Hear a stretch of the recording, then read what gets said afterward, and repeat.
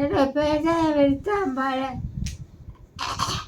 எனக்கு வயசு இப்போ 90 வயசு ஆகுது. எங்கள் ஊர் கண்ணாச்சிபுரம், அங்கே தான் பிறந்தது இது. எங்கள் அப்பா வந்து அண்ணாமலை, எங்கள் அம்மா வெள்ளியம்மலை.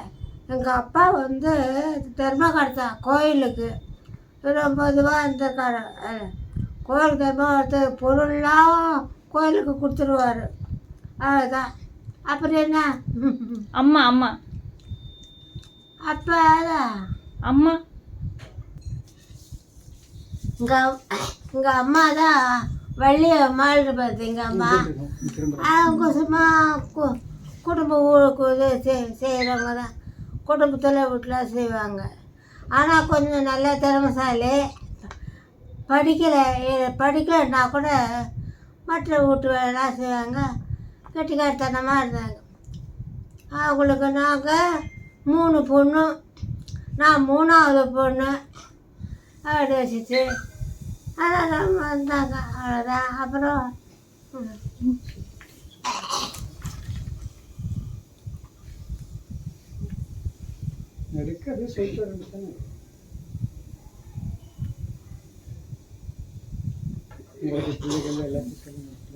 கூட பிறந்தவங்க 2 பேர் தான்மா.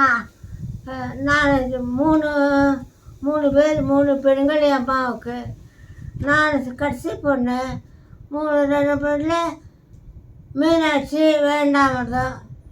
எல்லாரும் பொண்ணுங்க தான், ஆண் பெண்ணுங்க கிடையாது. இருந்தவங்க செத்து போயிட்டாங்கம்மா. அது பிறகு நான் என்ன சொல்கிறேன், நான் வந்து கல்யாணம் பண்ணிக்கிட்டு கல்யாணம் பண்ணிக்கிட்டு வேலை செய்கிறேன். அதில் போயிட்டு கோனூரில் 3 வருஷம் வேலை செய்தேன். சாமியார்கிட்ட இருந்தது. ஆனால் அவர் ரொம்ப நல்ல மாறு.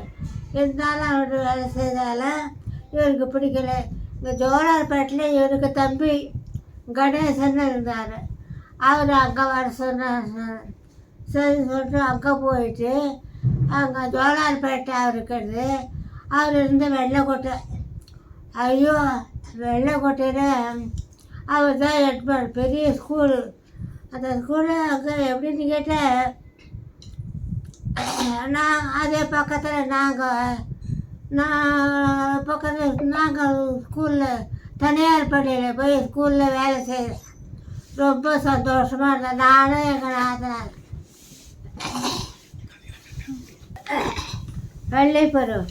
பள்ளிக்கூடத்தில் படுத்து சொல்கிறேன். அங்கேயே தான் கட்டாச்சபத்தில் தான் பள்ளிக்கூடத்தில் படிச்சுட்டு இருந்தேன்.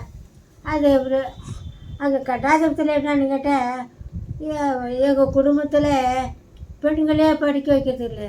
அதில் எங்கள் அம்மாலாம் படிப்பு இல்லாதவங்க. அதெல்லாம் கண்டுறேன். ஆனால் எங்கள் அக்காவுக்கு என்னை படிக்க வைக்கணும்னு ரொம்ப ஆசை. அவங்க 8வது வரைக்கும், அது 8வது வரைக்கும் படிக்கவே பெரிய கஷ்டம். படிக்க வச்சாங்க. அதுக்கு பிறகு ட்ரைனிங் ஸ்கூல் கொண்டு எடுத்து அவங்க தான் படிக்க வச்சாங்க. அதை படிக்க வச்சுட்டு வந்தாலும் வச்சுக்க. அது பிறகு அதான் நான் சொல்கிறேன்னே, அதுக்கு பிறகு கல்யாணம் ஆச்சு. கல்யாணம் பண்ணிக்கிட்டேன்.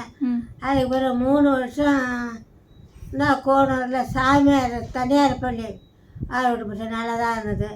ஆனாலும் இவர் இதுக்கு பிறகு தம்பி வர சொல்லியிருந்தார்.